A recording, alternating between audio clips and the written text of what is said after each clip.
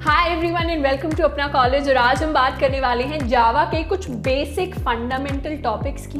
इन topics के अंदर आज हम बात करेंगे आउटपुट कैसे देते हैं जावा में, वेरिएबल्स क्या होते हैं, डेटा टाइप्स क्या होते हैं और एक्चुअली यूजर से अगर हमें इनपुट लेना है तो वो कैसे करेंगे हम जावा के अंदर। इसमें सबसे पहले बात करेंगे पहले टॉपिक की, यानी आउटपुट कैसे लेते हैं जावा के अंदर। अब आउटपुट के लिए हमें एक लाइन को शुरुआत से ही याद करके रखना है। ये लाइन है हमारी system.out.print हेलो वर्ल्ड। जब हेलो वर्ल्ड इसमें एक वेरिएबल चीज है जिसको आपको याद नहीं रखना, पर बेसिक सिंटैक्स की लाइन कैसे लिखी जा रही है उसे हमें याद रखना है। अब इसका क्या मतलब है, यहां पर आउटपुट के लिए हम एक सिस्टम क्लास का यूज करते हैं। जावा के अंदर क्लासेस क्या होती हैं ये हम एक ऊप्स नाम के टॉपिक में बाद में पढ़ेंगे कि क्लासेस क्या होती हैं, ऑब्जेक्ट्स क्या होती हैं और भी बहुत सारे टॉपिक्स पढ़ेंगे। पर अभी के लिए हमें मान के चलना है कि जब भी हम इस लाइन को लिख रहे होंगे मतलब हमारे लिए जावा में आउटपुट प्रिंट हो जाएगा।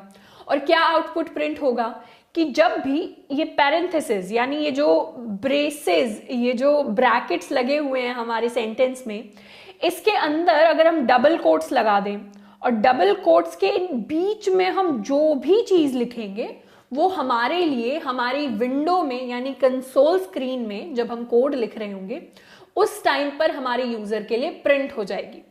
उसके साथ के साथ इस लाइन के बाद एक सेमीकोलन आता है। तो जावा में सारे जो सेंटेंसेस होते हैं, सारी कमांड्स जो होती हैं वो सेमीकोलन से खत्म होती हैं। जब तक आप सेमीकोलन नहीं लगाते तब तक आपकी लाइन चलती रहेगी।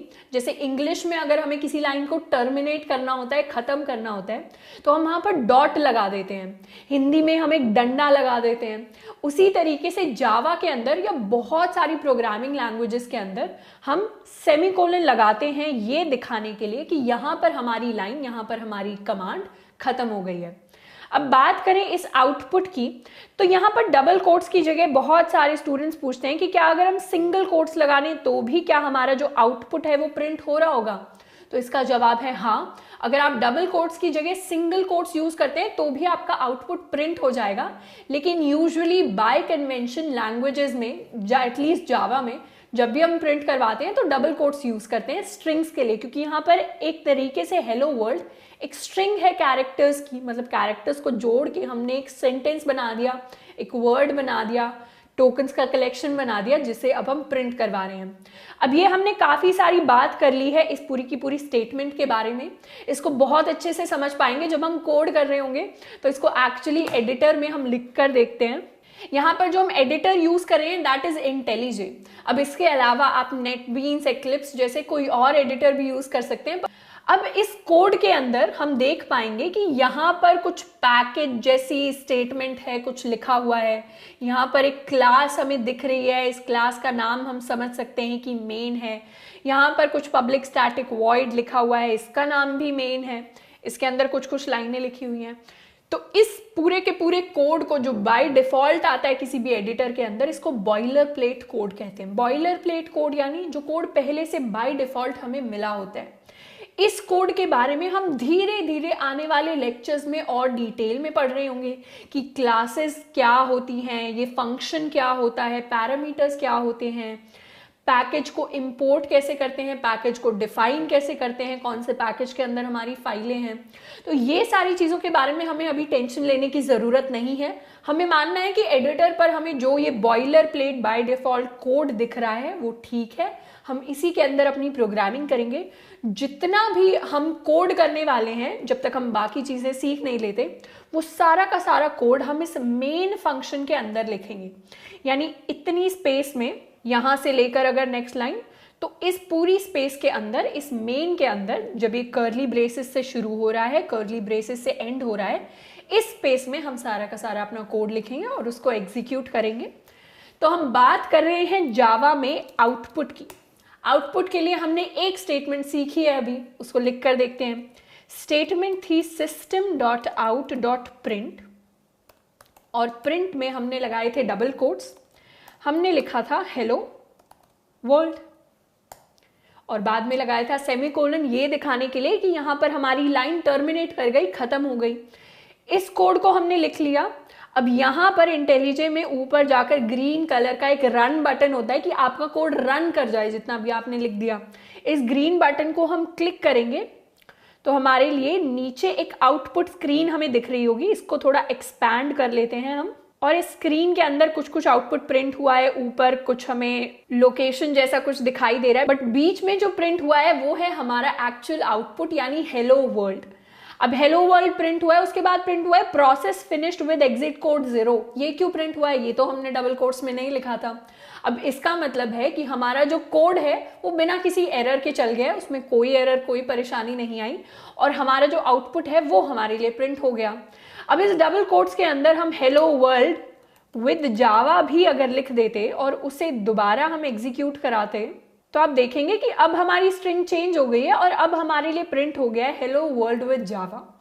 तो बेसिकली इन डबल कोट्स के अंदर हम जो भी कुछ प्रिंट करवाना चाहेंगे वो हमारी स्क्रीन पर प्रिंट होकर आ जाएगा as a string, as a sentence. अब इसके अलावा बात करें तो प्रिंट जो चीज है वो एक फंक्शन है जावा के अंदर। मतलब इस फंक्शन के अंदर आपने स्ट्रिंग पास कर दी है और एक तरीके से जो भी आप इस फंक्शन के अंदर पास करेंगे वो हमारे लिए प्रिंट हो जाएगा इस विंडो में। अब बहुत सारे स्टूडेंट्स जो अलग अलग लैंग्वेजेस से आते हैं, जिन्होंने पहले C++ या पाइथन सीखी है, वो समझ पा रहे होंगे कि फंक्शन के अंदर पास किया तो प्रिंट हो गया। नए स्टूडेंट्स को शायद कोई परेशानी हो, पर वो धीरे धीरे टाइम के साथ हमें आदत हो जाएगी। अभी के लिए हम समझ सकते हैं कि ये एक फंक्शन है, ये एक क्लास है और ये है हमारी स्ट्रिंग जिसे हमने प्रिंट करवाया था। अब इसके अलावा एक और तरीका होता है जावा में प्रिंट करवाने का। उस तरीके को समझने के लिए सबसे पहले हम क्या करते हैं, इसी लाइन को कॉपी कर देते हैं, Ctrl+C Ctrl+V। हमने इस लाइन को कॉपी कर दिया। अब अगर इस कोड को हम रन करें तो हमारे लिए आउटपुट स्क्रीन पर जो प्रिंट होगा वो कुछ ऐसा होगा, hello world with Java and hello world with Java. अब ये तो सेम लाइन में प्रिंट हो गया, बट हमें क्या चाहिए, हमें अलग अलग लाइन पे चाहिए। तो हम क्या चाहते हैं कि जब भी पहले हमारा प्रिंट हो जाए उसके बाद हम नेक्स्ट लाइन पर अगली चीज प्रिंट करें। और ये चीज कैसे पॉसिबल होगी? ये पॉसिबल होगी जावा के अंदर एक और फंक्शन की हेल्प से, जिसको हम नाम देते हैं println। अब यहां पर अगर हम प्रिंट की जगह println लिख दें तो क्या हो जाएगा, अब इस कोड को दोबारा रन करें तो हमारे लिए आउटपुट कुछ हमें ऐसा दिखेगा, जहां पर हेलो वर्ल्ड विद जावा पहली लाइन में प्रिंट हुआ और प्रिंट की जगह println यूज करने की वजह से पहली जब लाइन प्रिंट हुई होगी उसके बाद नेक्स्ट लाइन आ गई होगी। अब ये वाली लाइन प्रिंट हुई। अगर हम एक और थर्ड टाइम कुछ प्रिंट करवाना चाहते तो इसको भी नेक्स्ट लाइन में लाने के लिए हम यहां पर कर देते println और इसे भी दोबारा रन करें तो हमारे लिए जो तीनों लाइंस हैं वो एक के बाद एक के बाद एक प्रिंट होंगी जिस तरीके से हम चाहते हैं। तो हमने दो मेथड्स देख लिए जावा में आउटपुट प्रिंट करवाने के। एक यूज करता है प्रिंट जिसमें नेक्स्ट लाइन नहीं होती, एक यूज करता है println जिसमें नेक्स्ट लाइन वो दे देता है आउटपुट कुछ भी प्रिंट करवाने के बाद। इसके अलावा एक लाइन का गैप छोड़ने के लिए एक और तरीका होता है जावा में, वो ये होता है कि यहां से अगर हम println हटा दें और अपनी इस स्ट्रिंग के अंदर मतलब डबल कोट्स के अंदर हम लिख दें बैकस्लैश n यानी नेक्स्ट लाइन। मतलब आप इस आउटपुट को प्रिंट कर दीजिए और उसके बाद एक नेक्स्ट लाइन पे चले जाइए। एक नेक्स्ट लाइन पे आपकी आगे वाली जो चीजें हैं वो सारी हो रही होंगी हमारी स्क्रीन के ऊपर। सेम चीज हम नीचे वाली लाइन में कर देते हैं बैकस्लैश n। अब इस कोड को दोबारा से रन करें तो हम जो आउटपुट ऑब्जर्व करेंगे वो सेम आउटपुट होगा, यानी पहले जैसा। अब हमने println यूज नहीं किया, सिर्फ प्रिंट यूज किया, लेकिन बैकस्लैश n की हेल्प से हमारे पास एक नेक्स्ट लाइन आ गई जिसकी वजह से हमारा जो आउटपुट है वो नेक्स्ट लाइन के अंदर चला गया। तो इस तरीके से जावा के अंदर तीन तरीके होते हैं आउटपुट को प्रिंट करवाने के। इन तरीकों के बारे में और थोड़ा समझें तो इनमें से सबसे पहला तरीका आता है हमारा प्रिंट का। प्रिंट करने का मतलब हम लाइन लिखेंगे system.out.print। इस प्रिंट के अंदर डबल कोट्स या सिंगल कोट्स में हम जो भी हमें प्रिंट करवाना है उसको लिख देंगे और एक सेमीकोलन लगा देंगे, तो हमारे लिए आउटपुट प्रिंट हो जाएगा। बट उस आउटपुट में नेक्स्ट लाइन की जगह नहीं होगी, मतलब उस आउटपुट को लिखने के बाद आप कुछ और प्रिंट करवाना चाहते हैं तो वो भी सेम लाइन में प्रिंट होगा। लेकिन आप चाहते हैं कि मैं जो भी प्रिंट करवा दूं उसके बाद उसी लाइन में कुछ ना प्रिंट हो, सब कुछ नेक्स्ट लाइन में प्रिंट हो, उसके लिए हम यूज करते हैं प्रिंट एलन। प्रिंट एलन को भी इसी तरीके से यूज करते हैं, system.out.println, फिर लगाते हैं डबल कोट्स, जो हमें लिखना होता है वो हम लिख देते हैं, फिर लगाते हैं टर्मिनेटर यानी हमारा सेमीकोलन, और इसकी वजह से हमारा जो भी आउटपुट है वो प्रिंट होने के बाद हमें एक नेक्स्ट लाइन दे देता है। इसके अलावा एक और तरीका होता है नेक्स्ट लाइन प्रिंट करने का, जिसमें हम लिखते हैं \n।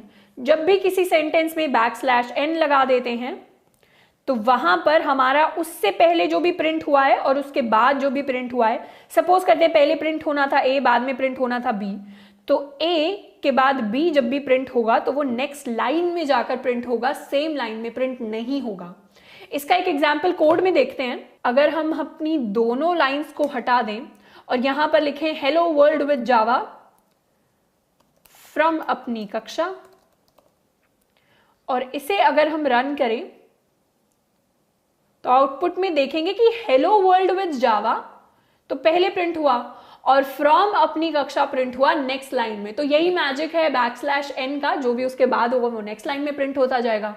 अगर हम यहां पर 2 \n लगा दें तो क्या होगा, तो hello world with Java print होगा फर्स्ट लाइन में, फ्रॉम प्रिंट होगा सेकेंड लाइन में, और \n के बाद जो भी है वो प्रिंट हो रहा होगा उससे नेक्स्ट लाइन में। अब यहां पर एक जो छोटी सी स्पेस आई है अपनी के ए से पहले, ये आई है क्योंकि \n के बाद हमने एक स्पेस दिया था वहां पर, तो उसकी हमें टेंशन नहीं लेनी, स्पेस को हम ऐसे करके हटा सकते हैं। तो इस तरीके से हमने आउटपुट करने के 3 तरीके देख लिए हैं। अब इसके बाद बात करते हैं एक क्वेश्चन की। एक सिंपल सा क्वेश्चन सॉल्व करके देखते हैं आउटपुट के लिए।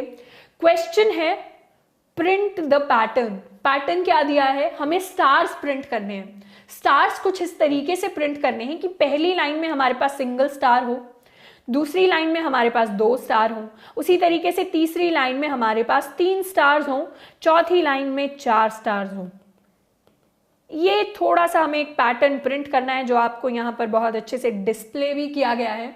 इस पैटर्न को हम किस तरीके से प्रिंट करेंगे, हम देख पा रहे हैं कि इस क्वेश्चन में सबसे पहले तो हमें 1 स्टार प्रिंट करना है, यानी प्रिंट स्टेटमेंट जिसको शॉर्ट में हमने साउट लिख दिया है, उसके अंदर हमें कुछ स्टार जैसा कुछ लगाना है।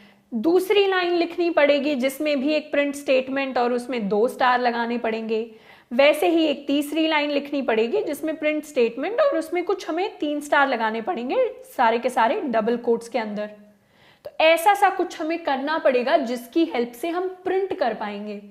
अब इसी चीज को अगर कोड की हेल्प से करने की कोशिश करें तो अपना पुराना कोड हम हटा देते हैं। अब इंटेलिजे के अंदर एक शॉर्टकट होता है system.out.println, ये हमें पूरी स्टेटमेंट ना लिखनी पड़े उसकी जगह।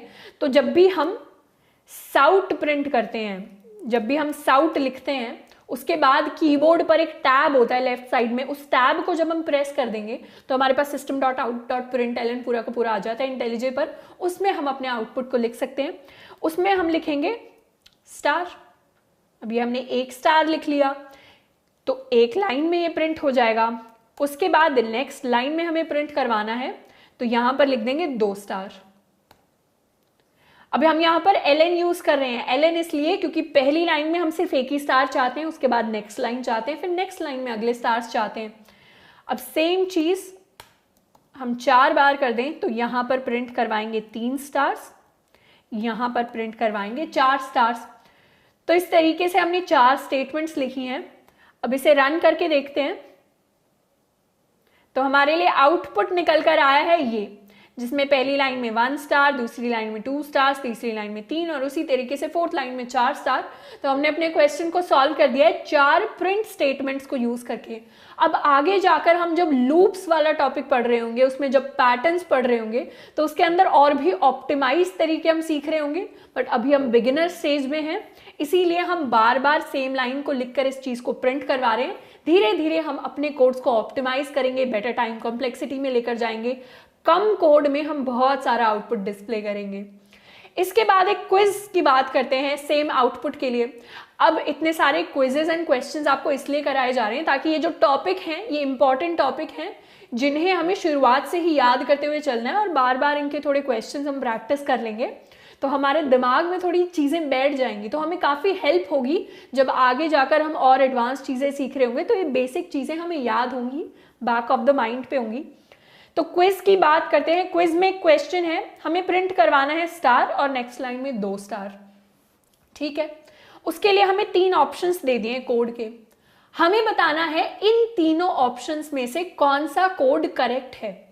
मतलब अगर इन तीनों की बात करें तो इन तीनों में से कौन सा जो है कोड वो एक्चुअली आउटपुट में ये हमें दे देगा, उसकी बात करते हैं। अब सबसे पहले एनालाइज करते हैं ए को। ए को जब हम एनालाइज करेंगे तो उसमें हमें दिया है system.out.println, println दे दिया, अंदर लिखा है *n, उसके साथ साथ 2 स्टार्स। अब इसे प्रिंट करवाने की कोशिश करते हैं।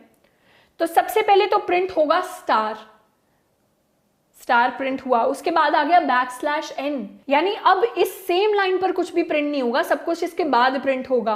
तो \n का मतलब हम नेक्स्ट लाइन पर आ गए, नेक्स्ट लाइन पर हम प्रिंट करवाएंगे 2 स्टार्स, तो 2 स्टार्स हमारे लिए प्रिंट हो गए।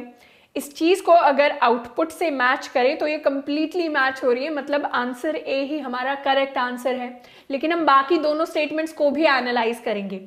अब बी की अगर बात करें तो बी में है हमारे पास स्टार, फिर \n, फिर एक और स्टार।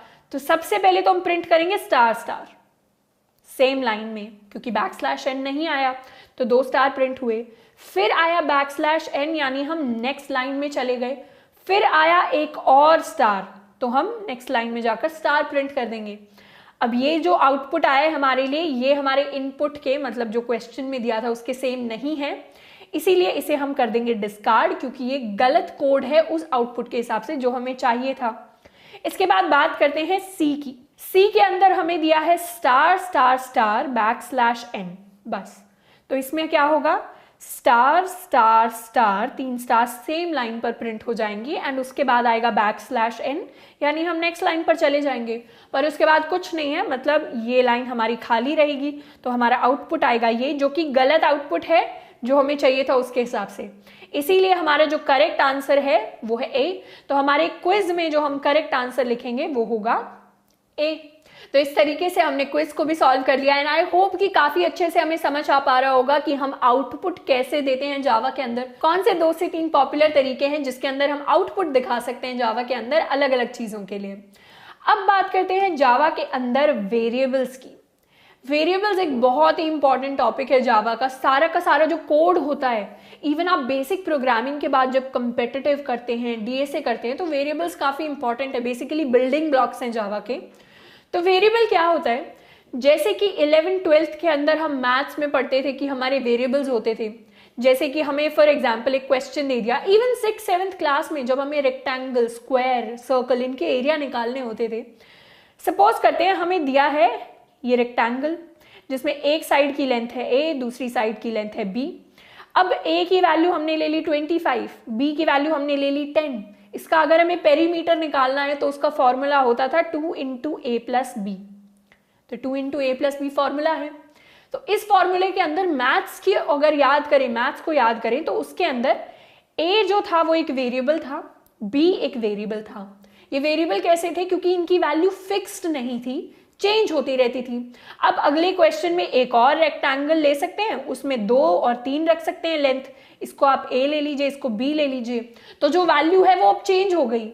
नाम तो a और b है लेकिन इनकी वैल्यू चेंज हो गई, इसीलिए इन्हें वेरिएबल्स कहा जाता है। तो अगर इस पेरीमीटर को ध्यान से देखें तो इसमें a और b दोनों की वैल्यू फिक्स नहीं है, चेंज हो सकती है, तो इन्हें हम कह देते हैं वेरिएबल। लेकिन कुछ चीजें ऐसी होती हैं जिनकी वैल्यू फिक्स्ड होती है, इन चीजों को हम कह देते हैं कांस्टेंट। जैसे पेरीमीटर में 2 एक कांस्टेंट है, हमें पता है कि 2 की वैल्यू 2 ही रहती है। जैसे अगर पाई की वैल्यू लें यानी 3.14, वो हमेशा 3.14 यानी 22/7 ही रहेगी, इसीलिए उसे कांस्टेंट कहते हैं। या फिर कैरेक्टर्स के एग्जाम्पल ले लें, a, b, c, d। अब d की वैल्यू कभी 35 या d की वैल्यू कभी माई नेम या d की वैल्यू कभी @ d की वैल्यू f नहीं हो सकती, d की वैल्यू d ही रहेगी। इसीलिए इन सारे वर्ड्स को, इन सारे कैरेक्टर्स को, इन सारे नंबर्स को हम कहते हैं कॉन्स्टेंट्स, जिनकी वैल्यू कभी चेंज नहीं होती। तो अब समझने की कोशिश करते हैं कि जावा के अंदर वेरिएबल्स को डिफाइन करना मैथ्स के अंदर वेरिएबल को डिफाइन करने से डिफरेंट कैसे है। हम सबसे पहले बात करते हैं कंप्यूटर के अंदर की मेमोरी की। ये मेमोरी है हमारे पास जिसके अंदर सारा का सारा डेटा हमारा स्टोर होता है किसी भी कंप्यूटर के अंदर। इसके अंदर डेटा को मान लेते हैं कि वो स्टोर होता है छोटे छोटे ब्लॉक्स में, यानी इस मेमोरी को बहुत सारे पार्ट्स में डिवाइड कर दिया गया है एक तरीके से, और हर पार्ट का अपना एक एड्रेस है। मतलब इस पार्ट का कुछ और एड्रेस है, इसका कुछ और एड्रेस है, इसका कुछ और एड्रेस है। हर एक डिफरेंट एड्रेस पर कोई डिफरेंट डेटा स्टोर होता है। तो इस मेमोरी के अंदर छोटे छोटे ब्लॉक्स हैं जिनके अंदर अलग अलग टाइप का डेटा, बहुत सारा डेटा स्टोर होता है कंप्यूटर के अंदर। अब जब भी हम जावा के अंदर वेरिएबल को डिफाइन करते हैं, यानी फॉर एग्जाम्पल हम लिख देते हैं int a is equal to 25, int b is equal to 10। अब यहां पर हम थोड़ी देर के लिए इग्नोर करेंगे कि ये int क्या होता है, इसके बारे में बात करेंगे थोड़ी देर में। बट एक तरीके से a को हमने बता दिया है कि a एक चीज है, एक वेरिएबल है जिसकी वैल्यू 25 है, b एक वेरिएबल है जिसकी वैल्यू 10 है। ये कहने का क्या मतलब हुआ? इसका मतलब हुआ कि मेमोरी में आप एक ब्लॉक पर जाइए, उस ब्लॉक में आप 25 स्टोर कर दीजिए। तो 25 स्टोर कर दिया और उस ब्लॉक को आप नाम दे दीजिए a। इसी तरीके से वेरिएबल बस डिफाइन हो गया जावा के अंदर। कुछ सेम तरीके की चीज बी के लिए हुई होगी। मतलब मेमोरी के अंदर हम गए होंगे, उस मेमोरी लोकेशन को हमने नाम दे दिया होगा बी, कि वेरिएबल बी है तो मतलब इस मेमोरी को, इस वैल्यू की लोकेशन को हम नाम दे रहे हैं बी, और यहां पर इस लोकेशन के अंदर हमने स्टोर करा दी उसकी एक्चुअल वैल्यू यानी कि 10। तो अब अगर हमें कुछ और भी स्टोर कराना है, जैसे मान लेते हैं अभी तक हम नंबर स्टोर करा रहे थे, अब हम कोई स्ट्रिंग स्टोर करवाना चाहते हैं कि हमें कोई नाम स्टोर कराना है, तो हम क्या करेंगे, कुछ स्ट्रिंग जैसा लिख देंगे, string name is equal to let's say Tony Stark. तो अब क्या होगा, इस स्ट्रिंग को भी थोड़ी देर के लिए इग्नोर करते हैं। हमने कुछ नेम वेरिएबल बनाया है नेम नाम का, उसके अंदर वैल्यू स्टोर कराई है टोनी स्टार्क। तो मेमोरी के अंदर यहां पर इस लोकेशन को, मतलब किसी भी रैंडम लोकेशन को हम नाम दे देंगे नेम, और इसके अंदर हमारी जो स्ट्रिंग थी वो पूरी की पूरी आकर स्टोर हो जाएगी। अब यहां पर ये जो स्क्वायर्स या रेक्टेंगल्स हैं ये सेम साइज के दिख रहे होंगे, लेकिन मेमोरी के अंदर ये सेम साइज के नहीं होते, इन सब का साइज डिफरेंट होता है। जैसे अगर आपको कोई नंबर स्टोर करवाना है इंट टाइप का, तो उसका जो साइज है वो अलग होगा एक स्ट्रिंग के साइज से। तो हमें रेक्टेंगल्स को, स्क्वायर्स को देख के ये नहीं सोचना कि सेम साइज में ही स्टोर करा रही है चीजें। सारे के सारे जो डिफरेंट टाइप्स ऑफ डेटा होता है वो सब डिफरेंट साइज के ब्लॉक्स में स्टोर होता है मेमोरी के अंदर। बट बात यही है कि हमारे जो वेरिएबल्स हैं वो कुछ इस तरीके से हमारी मेमोरी के अंदर स्टोर हो रहे होते हैं। अब थोड़ा कोड की हेल्प से समझते हैं कि वेरिएबल्स एक्चुअली होते कैसे हैं, दिखाई कैसे देते हैं कोड के अंदर, क्योंकि थ्योरी हमने डिस्कस कर ली है, कोड में इसको लिखना बहुत ज़रूरी है। तो हम बात कर रहे हैं हमारे कोड में वेरिएबल्स की। इस स्क्रीन को थोड़ा सा नीचे कर लेते हैं।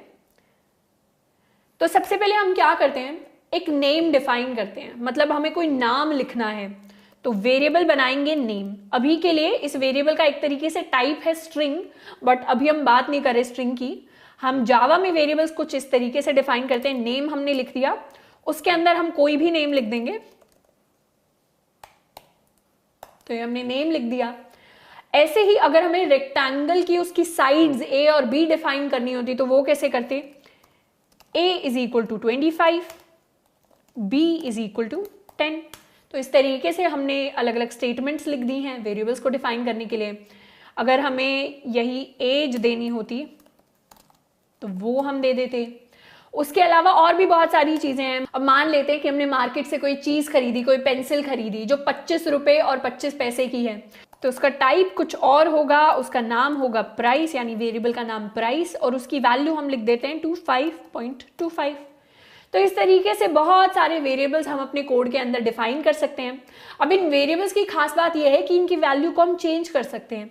यानी b की वैल्यू अगर अभी 10 है तो बाद में b की वैल्यू को हम 20 भी कर देंगे, कोई एरर नहीं आएगा।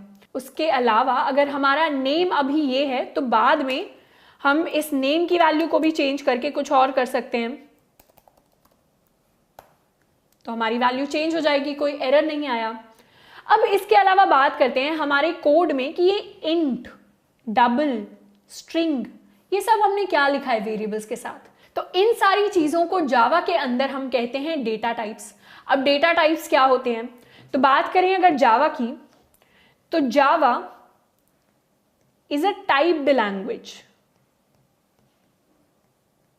टाइप्ड लैंग्वेज यानी इस लैंग्वेज के अंदर कोई भी वेरिएबल आपको बताने से पहले ये बताना पड़ता है कि उस वेरिएबल का टाइप क्या है। अगर आप नंबर लिख रहे हैं तो आप कौन से टाइप का नंबर लिख रहे हैं, क्या आप इंटीजर लिख रहे हैं, क्या आप एक फ्लोटिंग वैल्यू वाला नंबर लिख रहे हैं यानी डेसिमल पॉइंट है उस नंबर के अंदर, क्या आप एक स्ट्रिंग डिफाइन कर रहे हैं, या क्या आप एक बूलियन या एक कैरेक्टर। तो बहुत सारे टाइप्स होते हैं, तो इन टाइप्स को हमें थोड़ा याद रखना है। तो जावा के अंदर कोई भी वेरिएबल डिफाइन करने से पहले हमें बताना पड़ता है कि उस वेरिएबल का टाइप क्या है, ताकि उसी हिसाब से उसी साइज का ब्लॉक मेमोरी में उसे मिल सके।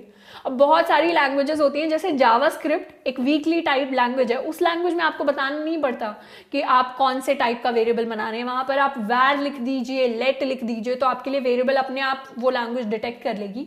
लेकिन जावा के अंदर बताना पड़ता है, C++ के अंदर बताना पड़ता है। तो बात करें तो डेटा टाइप्स की, तो डेटा टाइप्स दो टाइप्स के होते हैं। इनमें सबसे पहले हैं हमारे प्रिमिटिव टाइप्स यानी बेसिक डेटा टाइप्स, जिन्हें हमें याद रखना है। उसके अलावा होते हैं नॉन प्रिमिटिव डेटा टाइप्स।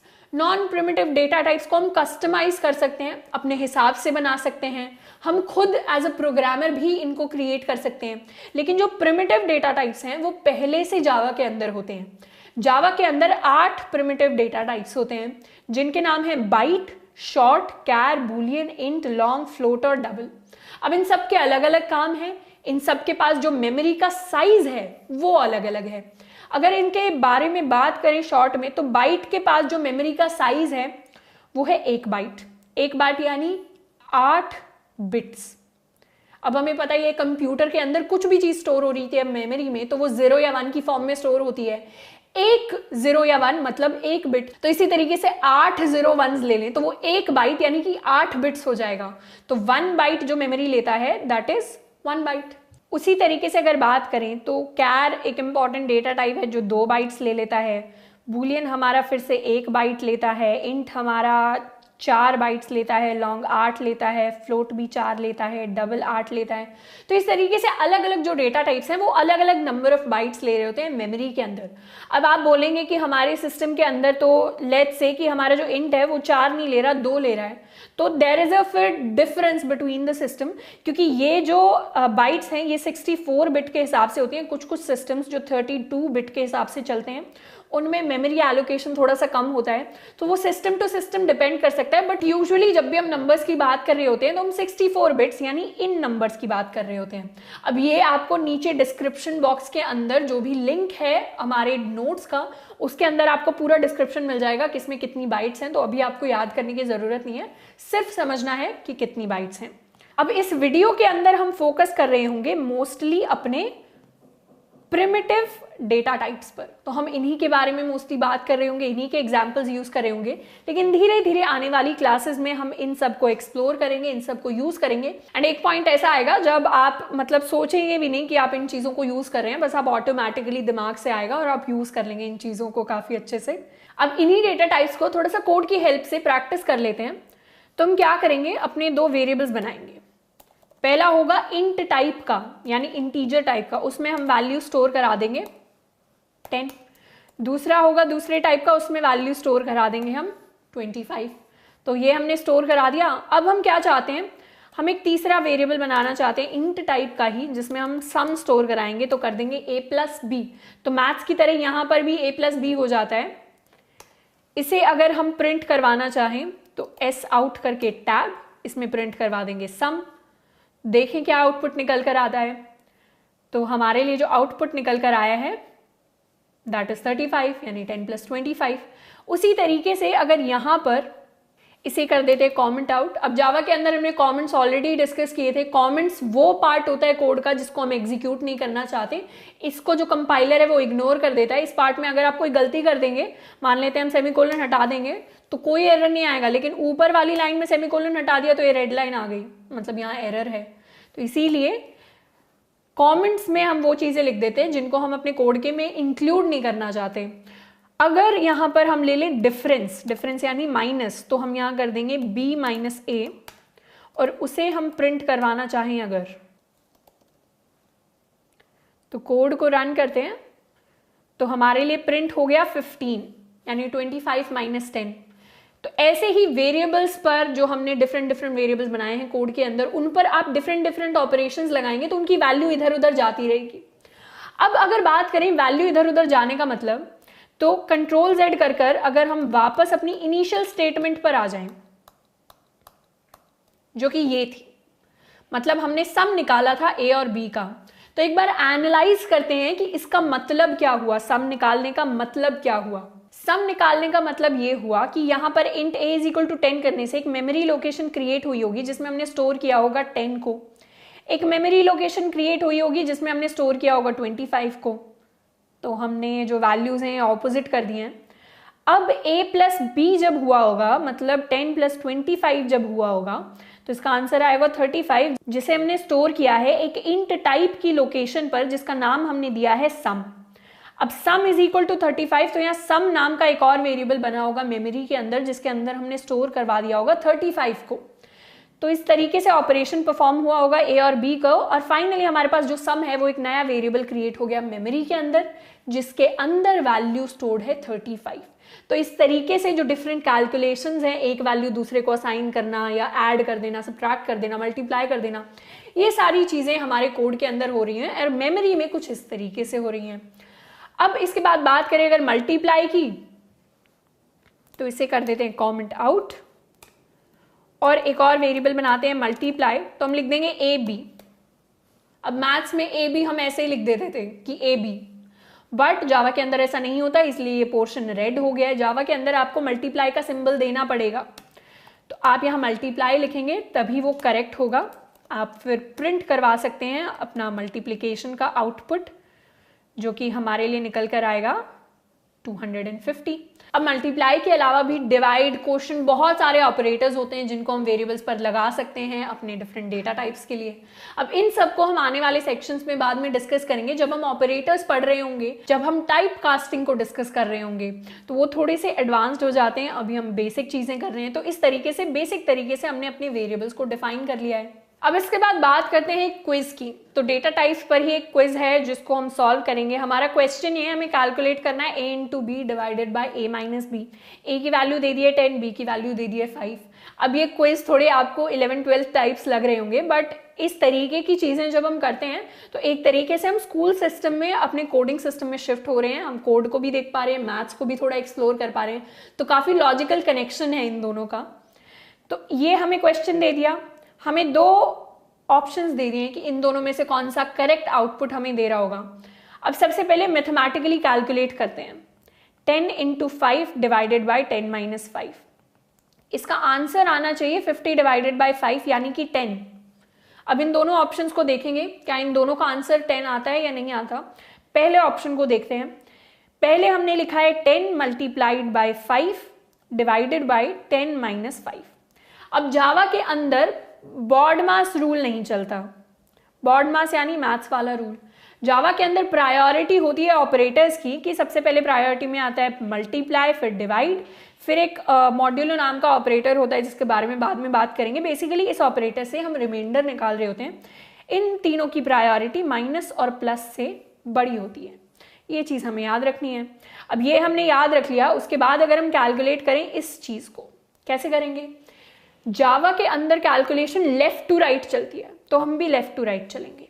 सबसे पहले मल्टीप्लाई करेंगे, 10 को 5 से 50 आ गया, डिवाइडेड बाई 10 माइनस 5 ये आ गया। उसके बाद 50 डिवाइडेड बाई 10 हम कर रहे होंगे, 10 माइनस 5 नहीं, 50 डिवाइडेड बाई 10, उससे हमारे पास आएगा 5 माइनस 5 यानी कि 0। तो पहले वाले ऑप्शन का जो आंसर आया है वो हमारे पास आया है 0। अब उसी तरीके से दूसरे वाले ऑप्शन को अगर एनालाइज करें, इसमें हमारे पास क्या होगा, पैरेंथेसिस होंगे 10 इंटू 5 डिवाइडेड बाय 10 माइनस 5। तो सबसे पहले जो वैल्यू सॉल्व होगी वो सॉल्व होगी पैरेंथेसिस के अंदर वाली।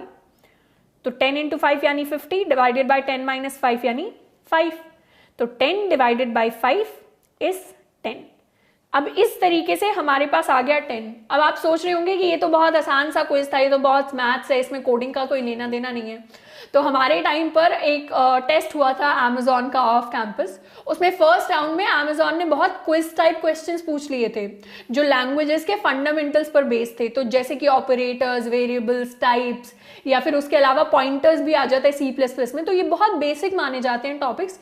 इनसे रिलेटेड क्वेश्चंस उन्होंने पूछ लिए थे और उसमें फिर थोड़े बहुत जो स्टूडेंट्स वो कंफ्यूज हो गए थे जिनके बेसिक फंडामेंटल्स क्लियर नहीं थे।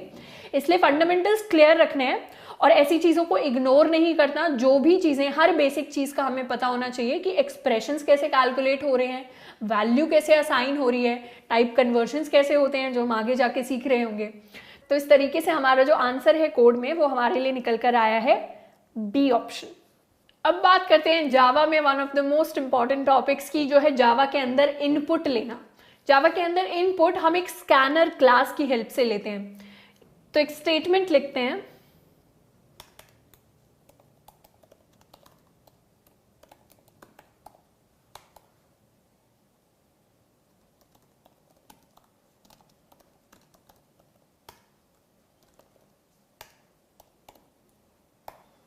तो स्टेटमेंट हमने लिखी है scanner SC is equal to new scanner system dot in.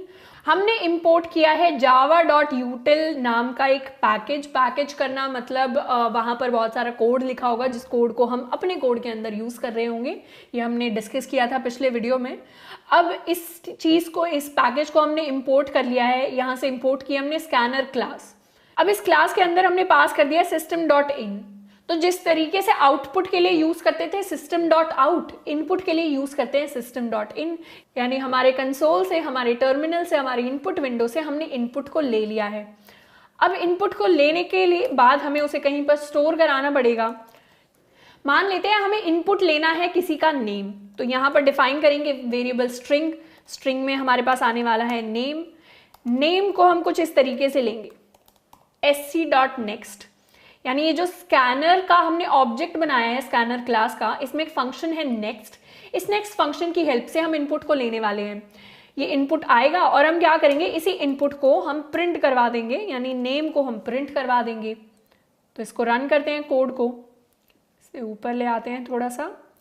Code को जब रन करेंगे तो यहाँ पर हमें अपना इनपुट पास करना पड़ेगा। इनपुट पास करते हैं टोनी। हमने एंटर किया तो हमारे लिए क्या हुआ, सबसे पहले उसने हमारा इनपुट लिया, फिर उसी इनपुट को आउटपुट करके दिखा दिया और एग्जिट कर गए कोड से। तो स्कैनर क्लास की हमने ऑब्जेक्ट बनाई, वहां से हमने इनपुट लिया sc.next करके, फिर उसी इनपुट को हमने प्रिंट करवा दिया। अब एक खास चीज देखते हैं, नेक्स्ट से, यानी नेक्स्ट हमने इनपुट ले लिया। यहां पर अगर हम दोबारा अपने नाम को एंटर करवाना चाहें उसे करवाते हैं, पर यहां पर पूरा नाम पास करते हैं। पूरा नाम हमने पास किया, लेकिन हमारे पास प्रिंट सिर्फ फर्स्ट वर्ड हुआ। ऐसा क्यों हुआ?